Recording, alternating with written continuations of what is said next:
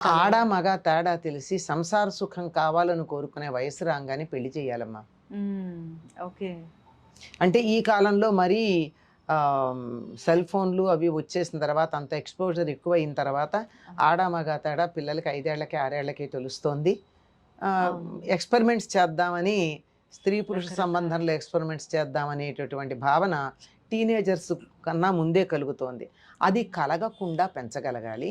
తర్వాత వ్యక్తత వచ్చిన తర్వాత, అంటే వ్యక్తిత్వం ముదిరిపోవడం కాదు, వ్యక్తత, తమ భావాలు తాము వ్యక్తీకరించగలిగినటువంటి పరిపక్వత, శారీరకమైన పరిపక్వత మాత్రమే కాక మానసికమైన పరిపక్వత వచ్చిన తర్వాత పెళ్ళిళ్ళు చేయాలమ్మా.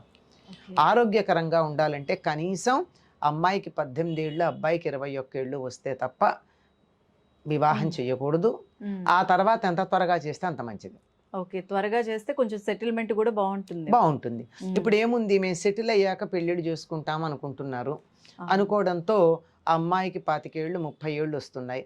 అబ్బాయికి 30 ఏళ్ళు దాటిపోయిన దగ్గర నుంచి పెళ్లి చేసుకుందామంటే సెటిల్ అయ్యాక చేసుకుంటామనేటటువంటి భావన ఉండడంతో ఆ 25 ఏళ్ళ అమ్మాయి ఇంకా సెటిల్ అవ్వదు కదా, ఒప్పుకోవటంలా.